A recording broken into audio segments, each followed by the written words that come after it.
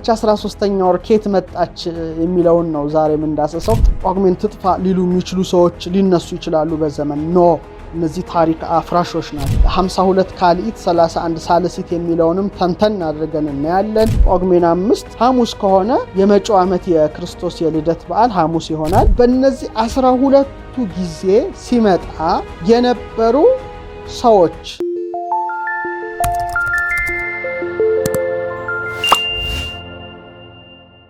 አዲስ ዓመት እንግዲህ ከመቅረቡ ጋር ተያይዞ በተለይ ስለ ጳጉሜን ጥሩ ነገር ነው ይዤላችሁ መቀርበው። እንግዲህ የጥንታዊው የኢትዮጵያ ዘመን ቀመር እጅግ የተራቀቀ ነው። ክቡራን ተመልካቾቻችን እንደሚታወቀው ዛሬ ማቀርብላችሁ ስለ ጳጉሜን ነው። እንግዲህ ጳጉሜን በጣም 13ኛ ወራችን ብዙዎቻችሁ ስለ ጳጉሜን አመጣጥ ትጠይቃላችሁ። እንዴት ነው ጳጉሜ 5 ዕለት ከየት መጣች? አልፎ ተርፎ ደግሞ 6 የምትሆንበት አለ። በ600 ዓመት አንዴ ደግሞ 7 የምትሆንበት አለና ስለዚህ ዛሬ ጳጉሜን እና አመጣጧን ነው ምነግራችሁ። ሐሳብ አስተያየቴን እሰጣለሁ። ጳጉሜን እና አመጣጧ መጀመሪያ ጳጉሜን የሚለው ቃሉ በሌላው ዓለምም አለ በእኛም አለ። በሌላው ዓለም ኤፓጉሜን ይሉታል በጽር፣ በእኛ ደግሞ ጳጉሜን እንለዋለን። ተውሳክ ወይም ጭማሪ ወይም ተረፍ ትርፍ ብለው ሊቃውንት ይፈቱታል። እና 13ኛ ወር ከየት መጣች የሚለውን ነው ዛሬ የምንዳሰሰው። በተለይ ከመስከረም 1 እስከ ነሐሴ 30 ድረስ 30 ዕለት ያላቸው 12 ወራት አሉ። እና 5 ዕለት ከየት ዱብ ብላ መጣች የሚለውን አልፎ ተርፎ ደግሞ በአራት ዓመት አንዴ 6ኛይቱ ጳጉሜ ከየት መጣች የሚለውንም ጭምር ነው የምዳስስላችሁ። እንደ ኢትዮጵያ የዘመን አቆጣጠር ሊቃውንት አተናተን ወይም አመሰጣጠር መሰረት አንድ ዕለት የምንለው 24 ሰዓት ነው። ዕለት የሚባለው ቀን 12 ሰዓት፣ ሌሊት 12 ሰዓት፣ ዕለት ደግሞ ሁለቱን አንድ የሚያደርግ ነው። ዕለት ቢል ዘያስተዛውጎሙ ለሌሊት ወለመዓልት፣ ዕለት ቀንና ሌሊትን አንድ የሚያደርጋቸው ነው። ስለዚህ 24 ሰዓት አለን። ትርፍ ግን 52 ካልኢትና 31 ሳልሲት አሉ። 52 ካልኢትና 31 ሳልሲቶች በእያንዳንዱ ዕለት አሉ። ስለዚህ ከመስከረም 1 እስከ ነሐሴ 30 52 ካልኢትና 31 ሳልሲት እንዴት ተደምረው 5ቷን ዕለት እንደሚያመጡ እውነትም ጳጉሜን ትርጉሟን እንድታገኝ እንዴት እንደሚያደርጉ ቀደምት የኢትዮጵያ ሊቃውንት የተራቀቁበትን የሂሳብ ቀመርን ነው መነግራችሁ። 52 ካልኢት 31 ሳልሲት የሚለውንም ተንተን አድርገን እናያለን።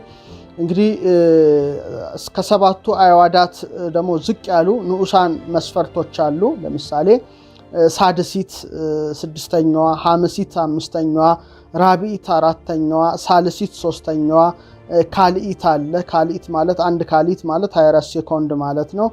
ከዛ ደቂቃ አለ። ከደቂቃ ቀጥሎ ደግሞ ኬክሮስ አለ። አንድ ኬክሮስ 24 ደቂቃ። ስለዚህ እነዚህ ነገሮችን በስፋት ምናያቸው ይሆናል።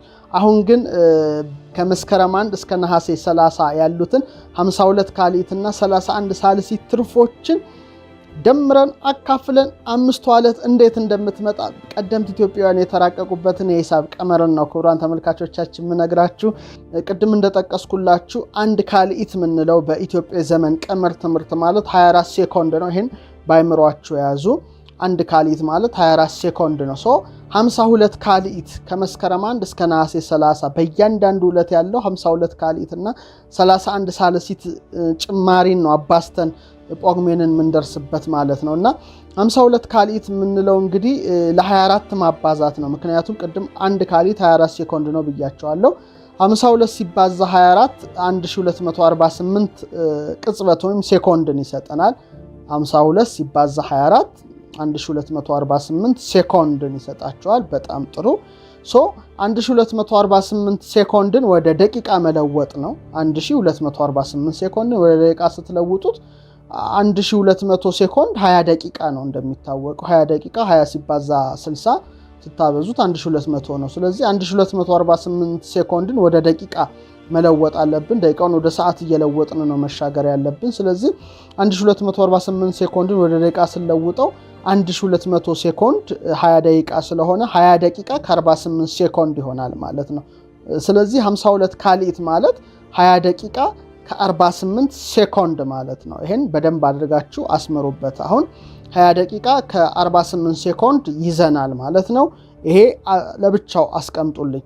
ሌላ 31 ሳልሲት እንዳለች የኢትዮጵያ ሊቃውንት በብራናቸው ላይ በመርሐ ዝማናቸው ላይ ደግሞ በርካታ የቁጥር መምህራኖቻችን አስፍረውልናል። እንግዲህ 1 ሴኮንድ ማለት 2.5 ሳልሲት ማለት ነው። 1 ሴኮንድ ማለት 2.5 ሳልሲት ነው። 31 ሳልሲትን ወደ ሴኮንድ መለወጥ ያስፈልጋል ማለት ነው። ይህንንም ወደ ዘመናዊ ሂሳብ ስለዚህ 31 ሲካፈል ለ2.5 ሳልሲት ስናካፍለው 12.4 ቅጽበት ይሆናል ማለት ነው። 12.4 ቅጽበት ወይም ሴኮንድ ደረስን ማለት ነው። ይሄንን እንግዲህ በደንብ ቅድም ምን አግኝተናል? ከ52ቱ ካሊት ክቡራን ተመልካቾቻችን 20 ደቂቃ ከ48 ሴኮንድ አገኘን። ከ31 ሳልሲቷ ደግሞ 12.4 ሴኮንድ ወይም ቅጽበት አገኘን ማለት ነው። ይሄንን መደመር አለብን ክቡራን ተመልካቾቻችን። አሁን ወደ መደመሩ ሂሳብ ልንሄድ ነው። 20 ደቂቃ ከ48 ሴኮንድ ሲደመር የ31 ሳልሲቱ 12.4 ሴኮንድን ደምሩ ማለት ነው። ሲደምሩ ምን አገኛችሁ? 20 ደቂቃ ሲደመር 60.4 ሴኮንድ ማለት ነው። እንግዲህ ሴኮንዶቹን አብረን ስንደምር ስለዚህ 20 ደቂቃ ሲደመር 60.4 ሴኮንድ ማለት ደግሞ ያው 21 ደቂቃ ማለት ነው። 60.4 ሴኮንድ ማለት ያው 1 ደቂቃ ከ4 ሴኮንድ ወይም ከ0.4 ሴኮንድ ማለት ነው። ስለዚህ 20 ደቂቃ ሲደመር 60.4 ሴኮንድ 21 ደቂቃ ከ0.4 ሴኮንድ ማለት ነው። ስለዚህ በአንድ ዕለት ውስጥ 21 ደቂቃ ከ0.4 ሴኮንድ ትርፍ አለ ማለት ነው። ዋናው ይሄ ነው። በቃ ጳጉሜን ያሰኘው ወይም ትርፍ ያሰኘው ተውሳክ ያሰኘው ይሄ ነው። ስለዚህ 21 ደቂቃ ከ0.4 ሴኮንድ እቺ 0.4 ሴኮንድን ፕሊዝ እንዳትተዋት። አጠራቅመን የ31 ሳልሲት የመጨረሻ ውጤት በመሆኑ ጳጉሜን 7ን ስታመጣ ሂሳቡን በኋላ በኢትዮጵያ ዘመን ቀመር ስሌትና በዘመናዊ ሂሳብ ለማሳየት እሞክራለሁ ኩራን ተመልካቾቻችን። ስለዚህ 21 ደቂቃ ከ0.4 ሴኮንድ ትርፍ ነው እንግዲህ የጳጉሜንን 5ን ይሰጠናል፣ 6ን ይሰጠናል። አልፎ ተርፎ ደግሞ በ600 ዓመት አንዱ ጳጉሜንን 7 ይሰጠናል ማለት ነው። ስለዚህ ከመስከረም 1 እስከ ነሐሴ 30 ያለውን እንግዲህ መደመር የኛ ፈንታ ነው። ስለዚህ በ30 ዕለት ወይም በአንድ ወር ውስጥ ከላይ የተገኘ ነው 21 ደቂቃን እናባዛው ለ30 ለአንድ ወር ማለት ነው። ከመስከረም 1 እስከ መስከረም 30 እያልን እስከ ነሐሴ 30 ማለት ትችላላችሁ። 21 ደቂቃ ሲባዛ በ30 ዕለት በአንድ ወር ስታበዙ 630 ደቂቃ ማለት ነው። 630 ደቂቃ ትርፍ አገኘን ማለት ነው። 630 ደቂቃ ይህንን ደግሞ መለወጥ ስንችል 630 ደቂቃ ስትለውጡት ወደ ሰዓት 600 ደቂቃ ማለት በቀላሉ ወደ ሰዓት ስትለውጡት 10 ሰዓት ነው። 600 ደቂቃ 10 ሰዓት ነው፣ የሚታወቅ ነገር ነው። 10 ሰዓት ወደ ደቂቃ ስትለውጡት 600 ይሆናል። ምክንያቱም በ60 ነው የምታበዙት 600 ይሆናል። ስለዚህ 630 ደቂቃን ስንወስድ 600 ደቂቃ እንግዲህ እንደሚታወቀው 10 ሰዓት በመሆኑ 10 ሰዓት ከ30 ደቂቃ አገኘን ማለት ነው። 630 ደቂቃ 610 ሰዓት ነው። 10 ሰዓት ከ30 ደቂቃ አገኘን። ስለዚህ በአንድ ወር ውስጥ ይሄንን 10 ሰዓት ከ30 ደቂቃ ካገኘን አሁን 12 ወር ነው ያለን። ለአራት ወራት 3 ብላችሁ ብከፍሉ 3 6 ሲደመር 6 12 ወር አለ። ስለዚህ በአንድ ወር ውስጥ 10 ሰዓት ከ30 ደቂቃ ካገኘን በ3 ወር ውስጥ ምን እናገኛለን? በ3 ወር ውስጥ ደግሞ ትርፍ 30 ሰዓት ከ90 ደቂቃ እናገኛለን ማለት ነው። የአንድ ወሩ 10 ሰዓት ከ30 ደቂቃ፣ የሁለት ወሩ 20 ሰዓት ከ60 ደቂቃ እያላችሁ ስትቆጥሩ በሶስተኛ ወር 30 ሰዓት ከ90 ደቂቃ ታገኛላችሁ ማለት ነው። እንግዲህ በ3 ወር ማለት አሁን 30 ሰዓት ከ90 ደቂቃ ማለት ያው አንድ ዕለት ማለት 24 ሰዓት ስለሆነ አንድ ዕለት ከ7 ሰዓት ከ30 ደቂቃ አገኘን ማለት ነው። በአንድ ወር ውስጥ በ3 ወር ውስጥ አንድ ዕለት ከ7 ሰዓት ከ30 ደቂቃ ተገኘ ማለት ነው። ይህ ማለት እንግዲህ በ3 ወር የተገኘው አንድ ዕለት በ12 ወራት ወይም በአንድ ዓመት ውስጥ 4 የጳጉሜን ዕለት አሰጠን ማለት ነው። ምክንያቱም አንድ ዕለት ከ7 ሰዓት ከ30 ደቂቃ በ3 ወር አገኘን። እንደገና የሶስተኛ ወር ወይም የ6 ወሩ ሁለተኛዋን ዕለት አስገኘን።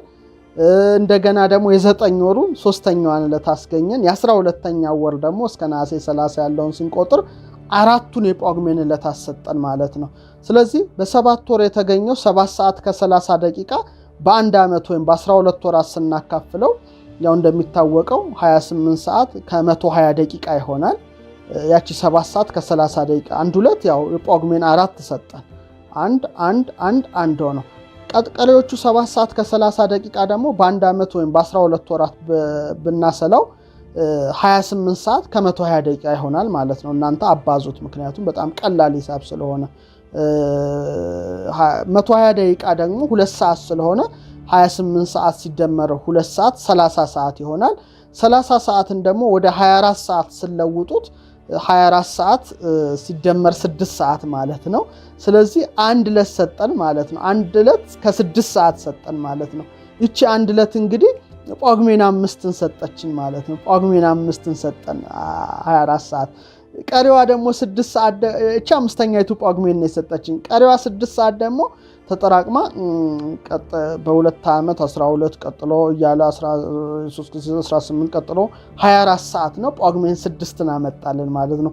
ስለዚህ ክቡራን ተመልካቾቻችን 52 ካልኢትና 31 ሳልሲት እንዲህ ተደርገው ተደምረው ተባስተው ተካፍለው ከሴኮንድ ወደ ደቂቃ ከደቂቃ ወደ ሰዓት ከሰዓት ወደ ዕለት ተቀይረው እንግዲህ ጳጉሜን 4ን 5ን 6ን ስለሰጡን ጳጉሜን ማለት ራሱ ተውሳክ ጭማሪ ማለት ነው። ወይም ተረፍ ይሉታል ሊቃውንት አባቶቻችን። ይሄ በጣም የሚገርም ሂሳብ ነው። ስለዚህ እስከ 31 ሳልሲት ድረስ የኢትዮጵያ የዘመን ቀመር ሊቃውንት አስልተው ጳጉሜንን ያመጣሉና ክብር ለአባቶቻችን አይምሮ በማለት እቀጥላለሁ። 6ቷ ሰዓት እንግዲህ ጳጉሜን 6ን እንደሰጠችንም በዚሁ አጋጣሚ እነግራለሁ። አሁን ስለ ጳጉሜን 5 የተወሰነ ነገር ልንገራችሁ። ዕለተ ምሪያ አይዋዲት ትባላለች። በባህር ሐሳብ ሊቃውንት በስነፈለክ የኢትዮጵያ ስነፈለክና የዘመን ቀመር ሊቃውንት ዕለተ ምሪያ የመድኃኒት ዕለት፣ አይዋዲት ማለት ደግሞ አሸጋጋሪት ማለት ነው። ጳጉሜን 5 ዓርብ ዕለት ናት። በተመሳሳይ መልኩ የተረካቢው ዓመት የ2014 የጌታችን የክርስቶስ የልደት በዓል ደግሞ ዓርብ ይሆናል ማለት ነው። አይለቅም። እሷ በኋለች ልደት ይውላል፣ እሷ በኋለች ልደት ይውላል። ጳጉሜን 5 ዕለተ ምሪያ የመድኃኒት ዕለት ማለት መድኃኒታችን ክርስቶስ የተወለደበትን ዕለት የምናውቅባት ማለት ነው። እዚህ ክቡራን ተመልካቾቻችን ጳጉሜን 5 ሐሙስ ከሆነ የመጪው ዓመት የክርስቶስ የልደት በዓል ሐሙስ ይሆናል። ጳጉሜን 5 ቅዳሜ ቢውል የመጪው የተረካቢው ዘመን የክርስቶስ የጌታችን የክርስቶስ ልደት በዓል ቀዳሚት ይሆናል። ሌላው የእቺ ጳጉሜን 5 የአሮጌው ዓመት ማብቂያ የአዲሱ ዓመት መንደርደሪያ ዕለት እንደሆነችም የክርስቶስ ልደት ደግሞ የዓመተ ፍዳ ማክተሚያ የዓመተ ምሕረት መጀመሪያ ስለሆነ ጳጉሜን 5ን ዕለተ ምሪያ ይሉታል። እሷ በኋለች ልደተ ክርስቶስ ይውላል ማለት ነው። ሌላው አይዋዲት አዟዟሪት ተብላ ትጠራለች። ጳጉሜን 5 እሑድ የዋለውን ሰኞ፣ ሰኞ ያለውን ማክሰኞ ስለምታለዋውጥ። ስለዚህ ክቡራን ተመልካቾቻችን ጳጉሜን ስሌቷ በጣም አስገራሚ ነው ማለት ነው። ዕለተ ምሪያ አይዋዲት ተብላ ትታወቃለች። ሌላው የጳጉሜን 6ን አመጣጥ ነው። ቅድም ነግሬያቸዋለሁ። አሁንም ለበለጠ ለማስታወስ ግን በኢትዮጵያ አንድ ዓመት 365 ዕለት ከ15 ኬክሮስ ከ6 ካልኢት ይባላል። ከ6 ሰዓት ማለት ነው 15 ኬክሮስ ማለት ነው። የሁለት ዓመቱ ደግሞ 12 ሰዓት ወይም 30 ኬክሮስ ይሆናል። የሶስት ሰዓቱ ደግሞ 18 ሰዓት ወይም 45 ኬክሮስ ይሆናል። የአራተኛው ዓመት ደግሞ 24 ሰዓት ወይም 60 ኬክሮስ ይሆናል። ይሄ እንግዲህ አንድ ዕለት ትሆንና በዘመነ ሉቃስ መጨረሻ በዘመነ ዮሐንስ መጀመሪያ የምትሆን ስድስተኛይቱ ጳጉሜን ናት። ስድስተኛይቱ ጳጉሜን ናት። እንግዲህ ስንማር በተለይ የጥንቱን የኢትዮጵያ ስነፈለክ ትምህርት በጥንታዊ ትምህርት ቤት በምንማርበት ጊዜ መምህራኖቻችን እችን ዕለት ምን ብለው ነው ያስተማሩን? መጠነ ራቢት ሰግራ ዮሐንስ ተብላ ነው። መጠነ ራቢት መባሏ እሷ በዕለት ወንጌላዊ በዓመት ይተካከላሉ። ይህን ወደፊት በስፋት እነግራቸዋለሁ። ሰግረ ዮሐንስ ማለት ዮሐንስ ተራምዶ የሚውልባት ማለት ነው። ዮሐንስ በዘመኑ ሉቃስ መጨረሻ አይደለች የምትሆነው፣ ዮሐንስ ዘመኑ የሚገባበት ነው። ዮሐንስ ተራምዶ የሚውልባት ስለሆነ ዘመነ ዮሐንስ የሚጀምርባት ግን በዘመኑ ሉቃስ መጨረሻ ያለች ስለሆነች ጳጉሜን 6 ሰግረ ዮሐንስ በመባል ትታወቃለች። እንግዲህ ኢትዮጵያውያን የከበሩ ሕዝቦች ጳጉሜንን እንደ ምዕራባውያኑ ብትንትን አድርገው ስላላጠፉ እኛ እንግዲህ ጊዜውን ጠብቀን 6 በ4 ዓመት አንዴ 6 ስናደርግ ምዕራባውያኑ ግን የጳጉሜን ወራትን በማጥፋት ለነሱ 28 የሆነችውን የካቲትን ወር በ4 ዓመት አንዴ 29 ያደርጋሉ። ሊፒር በመባልም ይታወቃል። ሊፒር ይሏታል።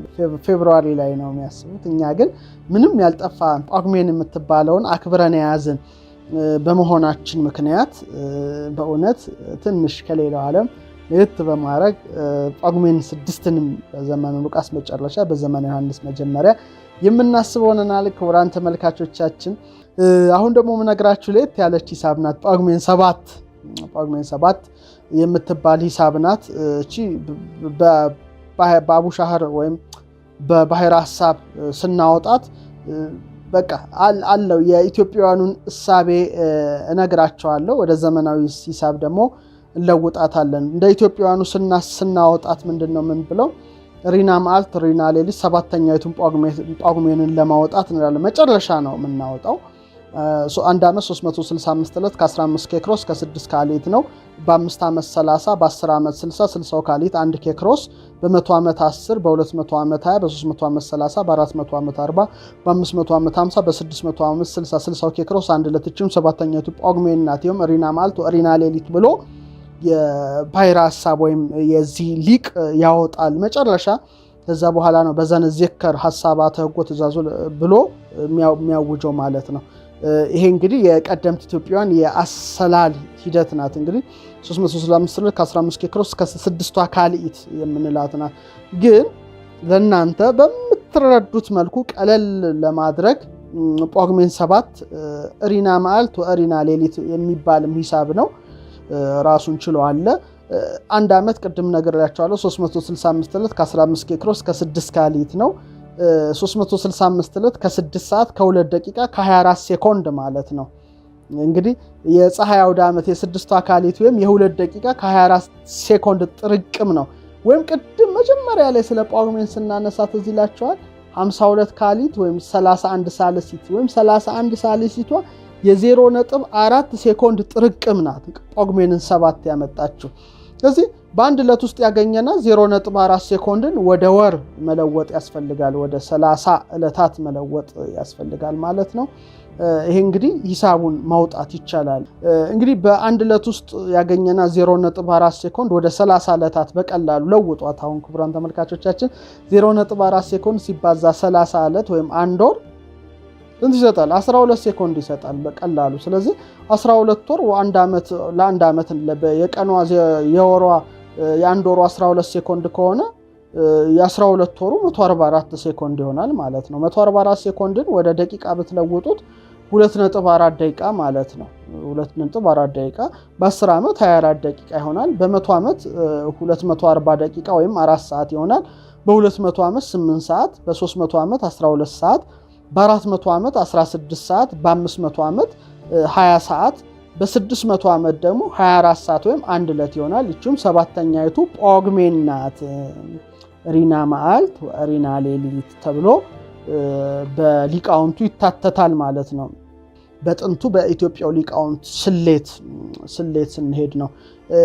ግን እዚህ ላይ በጣም ሊታሰብና ሊታወቅ የሚገባው ነገር ቁም ነገር በጥንታውያት የኢትዮጵያ ስነፈለክ መጻሕፍት ላይ በብራናዎቻችን ላይ እንዳገኘ ነው ጳጉሜን 7 ከጥቃቅን መስፈርት ወገን ከሆነች በተለይ ከካሊኢቷ እንደውም የካሊት ሳይሆን የ31 ሳልሲት ያመቱ ካሊት የ6 ካሊት ወይም የየቀኗ ደግሞ 31 ሳልሲት የወጣች በመሆኗ ወይም እንደ ቅድም እንዳሰላናት የ0.4 የዕለት ሴኮንድ ጥርቅም በመሆኗ በህሊና ነው የምትታሰበው ማለት ነው።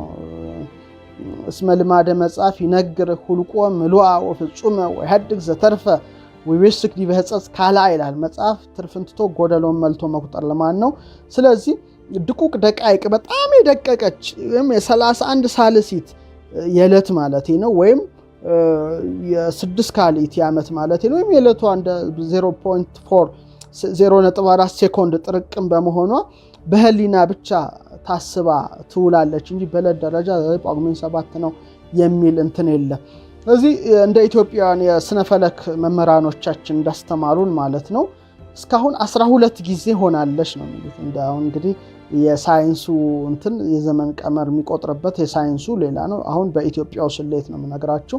12 ጊዜ 12 ሪና መዓልት ወሪና ሌሊት ሆኖ ጳጉሜን 7 ተመላልሶ ለማለት ነው። ባጭሩ ጳጉሜን 7 ተመላልሶ 1700 ዓመተ ምህረት 13ኛው ተጀምሯል ነው። 13ኛው ተጀምሯል።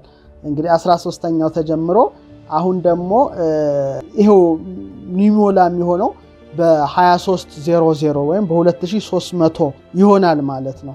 አሁን እዚህ ላይ የሚያነሱት ደግሞ አንድ በጣም የረቀቀ ሐሳብ አለ። እንደዚህ አይነት በተለይ ይሄ በሚሆንበት ጊዜ አቀድ የሚባል ባህሪው ትንሽ ጽሉም የሆነ ጨለማነት ያዘለ በጣም ግዙፍ ኮከብ እንደሚወጣ ጨለማም እንደሚሆን ጠቆም አድርገው አልፈዋልና ይሄ የመከራ ፊት አውራሪ ወይም አጫሪ ወይም ጠቋሚ አድርገው የመውሰድ ጠባይ ያላቸው ይሄ እንግዲህ ከሶላር ኤክሊፕስ ከፀሐይ ግርዶሽ ወይም ከሉናር ኤክሊፕስ ወይም የጨረቃ ግርዶሽ የተለየ አይነት እንደሆነ ነው። እንደ ሃሌ ኮሜታውን በ76 አካባቢ ተመላልሳ እንደምትመጣው ይሄ ደግሞ በ600 ዓመት የሚመለስ አድርገው ያስቡታል። አሁን ምነግራችሁ ክቡራን ተመልካቾቻችን 12 ጊዜ ተመላልሷል ብያችሁ አልነበረ?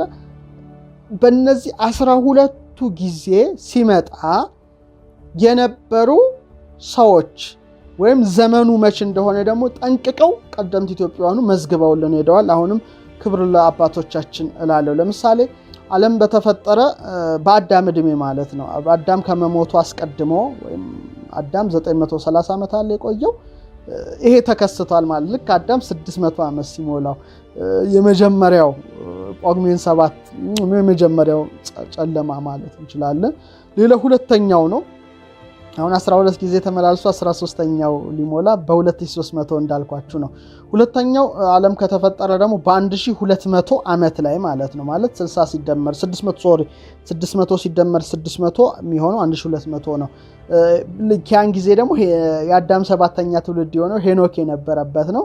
እንግዲህ በሄኖክ እድሜ ሁለተኛ ጊዜ ጳጉሜን 7ኛው ሪና መዓልት ሪና ሌሊት ሆኗል ማለት ነው። ወይም ጨለማ ሆኗል እንደማለት ነው። በአቀድ ሆኗል። ሶስተኛው ደግሞ እንግዲህ ዓለም በተፈጠረ በ1800 ዓመት ላይ 600 ሲደመር 600 ሲደመር 600 ያዙ። ያን ጊዜ ደግሞ በያሬድ እድሜ ነው። እንግዲህ ያሬድ እድሜ ሶስተኛ ጊዜ ሊሆን ነው ማለት ነው። ይሄኛው ሶስተኛው ብለን ምንቆጥረው ይሄ ነው። አራተኛውን ምንቆጥረው ዓለም በተፈጠረ በ2400 ዓመት ላይ ማለት ነው። 600 ሲደመር 600 ሲደመር 600 ሲደመር 600 ስትቆጥሩት አንድ ላይ 2400 ይሆናል። ይሄ እንግዲህ በአርፋክስድ ዘመን አራተኛ ጊዜ ሆነ ማለት ነው። አራተኛ ጊዜ ሆነ ማለት ነው። አቀድ ሆነ ማለት ነው። ወይም ጳጉሜን 7። አምስተኛው ዓለም በተፈጠረ በ3000 ዓመት 600 ሲደመር 600 ሲደመር 600 ሲደመር 600 ሲደመር 600 3000 ማለት ነው። እንግዲህ ይሄ አምስተኛ 5 ሲባዛ 600 ብላችሁ አስቡት። ያን ጊዜ የነበረው ራግው ነው። እንግዲህ በራግው ጊዜ አምስተኛው የጨለማ ክስተት ተከናውኗል ማለት ነው።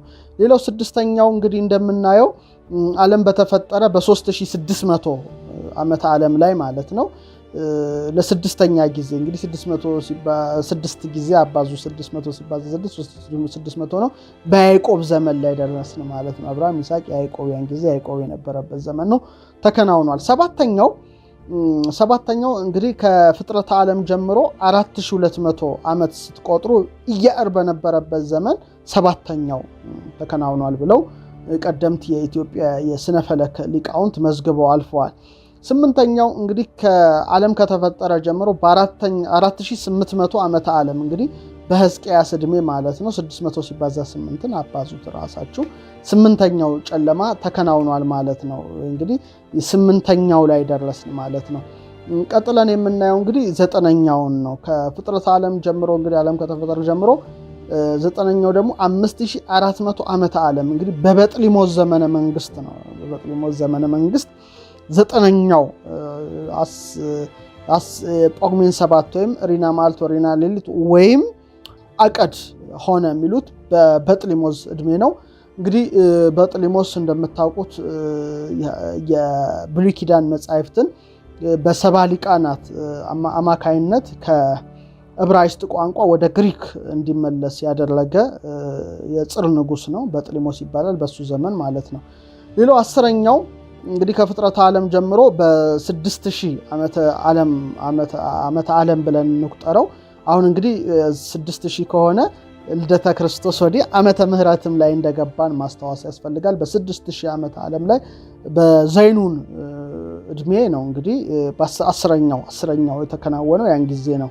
ሌላው 11ኛው ነው። ከፍጥረት ዓለም ጀምሮ በ6600 ዓመተ ዓለም ላይ በዓመተ ዓለም ደረጃ ነው አሁን እያሰብን ያለነው ክቡራን ተመልካቾቻችን። ከፍጥረት ዓለም ጀምሮ እየቆጠርን ስለሆነ በአባ መቃርስ እድሜ 11ኛው ጨለማ ወይም 11ኛው ጳጉሜን ወይም አቀድ ሆኗል ይላሉ።